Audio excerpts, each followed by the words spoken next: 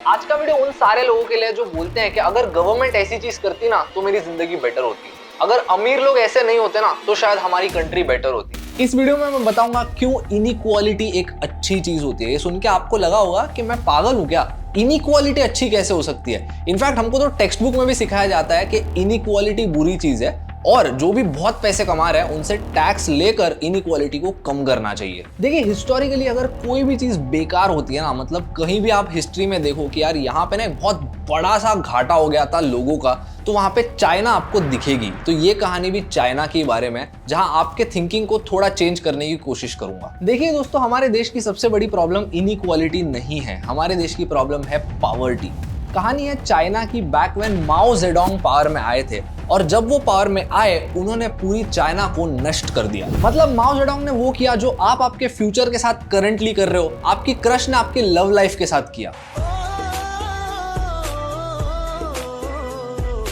देखिए माओ जेडोंग आए और उन्होंने कहा कि मैं चाइना में पूरी इनइक्वालिटी को गायब कर दूंगा। इसीलिए माओ जेडोंग ने वहां से चाइना के गांव की तरफ ध्यान देना शुरू किया। उन्होंने चाइना को कलेक्टिवाइज कर दिया। कलेक्टिवाइजेशन का मतलब होता है कि कल से तेरे पास जो भी सारी चीजें हैं वो तू भूल जा, कल से वो गवर्नमेंट की। तो अब देखिए चाइना एक बहुत ही ट्रेडिशनल कंट्री थी, वहां के जो सारे लोग थे वो खेती करते थे, तो इनके जो सारे खेत थे, उनकी जमीन थी, वो गवर्नमेंट की हो गई। तो लोगों के पास अब कुछ नहीं बचा, अब सारे जो लोग थे वो गवर्नमेंट एम्प्लॉय बन गए। तो अब माओ का प्लान ऐसा था कि जो सारे लोग हैं वो कोई ना कोई काम करेंगे, हम चाइना को एक प्रोडक्शन इकोनॉमी बनाएंगे और जो सारी चीजें हम बनाते हैं वो हम एक्सपोर्ट करेंगे, जैसे सारे ग्रेन्स और मेटल। मतलब यहाँ पर माओ का जो प्लान था वो आपकी एग्जाम स्ट्रेटेजी से भी बदतर था। उन्होंने ऐसा कहा कि जो सारे लोग हैं फार्मिंग कर रहे हैं, हम उनको मैक्सिमम कैपेसिटी पे काम करवाएंगे। तो जब वो मैक्सिमम कैपेसिटी पे काम कर रहे हैं तो वो बहुत सारा चावल, बहुत सारा गेहूं उगाएंगे, तो इससे जो सरप्लस बनेगा उसको हम एक्सपोर्ट करेंगे और दूसरी तरफ हम इंडस्ट्री सेटअप करेंगे जहां पे हम मेटल मैन्युफैक्चर कर रहे हैं और जो सारे लोग वहां काम करते हैं इस एक्स्ट्रा ग्रेन से उनका पेट भरा जाएगा। तो मतलब यहाँ पर गवर्नमेंट डिसाइड करने लगी कि कौन सा इंसान क्या काम करेगा, यहाँ पर एम्बिशन के लिए कोई जगह नहीं थी। तो अब इसीलिए हर एक इंसान को किसी ना किसी तरह से कंट्रीब्यूट करना पड़ता था। अगर आपके खेत में स्पैरो आ रहा है, चूहा आ रहा है, तो बहुत से लोग ताली बजाकर और थालियां बजा करके उनको वहां से भगाते थे। तो इस चीज के चलते माओ ने हर एक जगह पर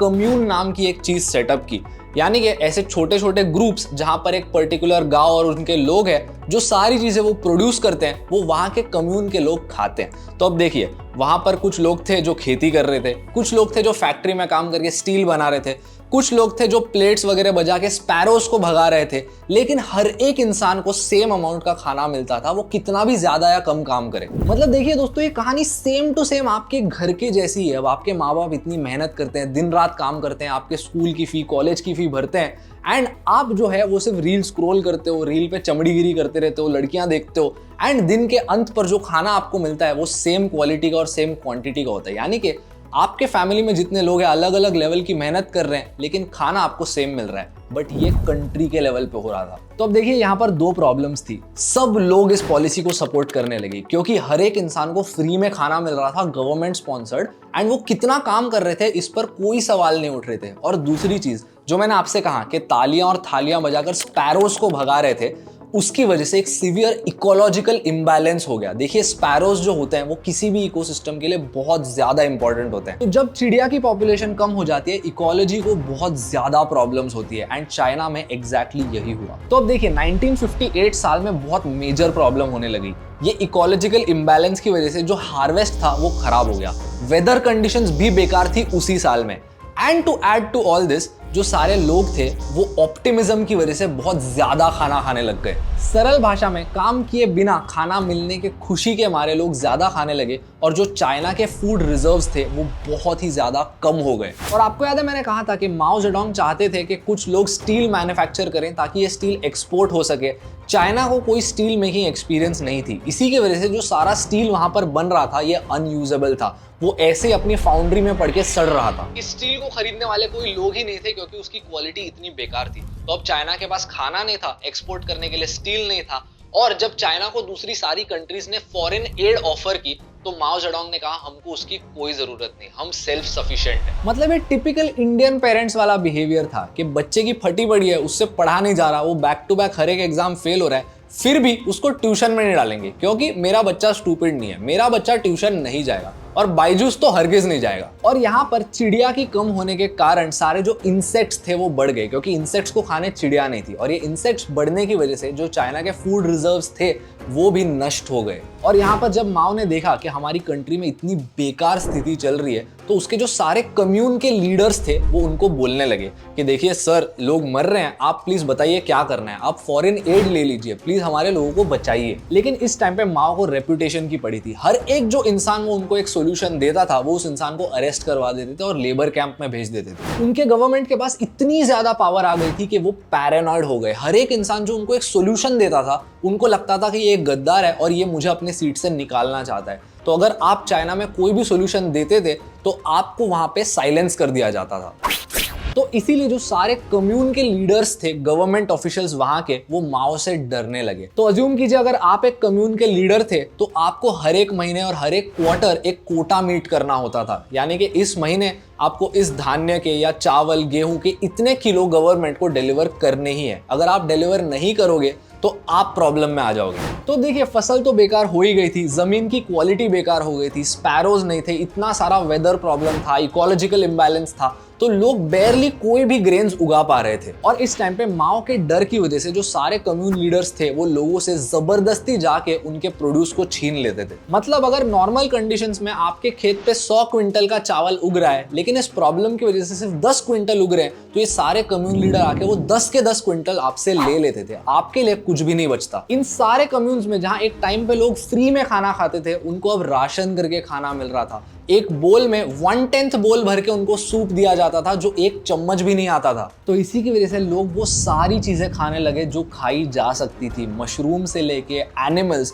कुछ लोग तो इतने डेस्परेट हो गए कि वो अपने रिश्तेदारों को और अपने बच्चों को खाने लगे। वहां पे कैनिबलिज्म हो गया। और सैड चीज ये है कि चाइनीज गवर्नमेंट आज तक ये एक्सेप्ट नहीं करती कि ये एक मैन मेड डिजास्टर था। तो दोस्तों, मेरा पॉइंट क्या है? How is this connected to inequality being good? अगर आप अब तक देख नहीं पाए तो I am sorry that you are stupid, but फिर भी सिंपल लैंग्वेज में समझा देता हूं। देखिए दोस्तों, हमारा दुश्मन इनइक्वालिटी नहीं, पॉवर्टी है, जो मैंने पहले कहा था। अगर एक कंट्री में इनइक्वालिटी है तो आपके पास एक ऐसी चीज है जिससे आप अपनी जिंदगी को कंपेयर कर सकते हो। अगर आप एक रास्ते से जा रहे हो और आपको एक ब्लैक कलर की मर्सिडीज दिखती है, उसमें से एक इंसान निकलता है, उसके हाथ पे रोलेक्स की घड़ी है और वो इंसान एक 5 स्टार होटल के अंदर जाता है, तो आपके पास एक बेंचमार्क है जिससे आप अपने आप को कंपेयर कर सकते हो। कुछ ऐसे लोग होंगे जिनको वो देख के लगेगा कि यार किसी दिन मुझे भी इस लाइफस्टाइल पर पहुंचना है, and that is what makes them work hard.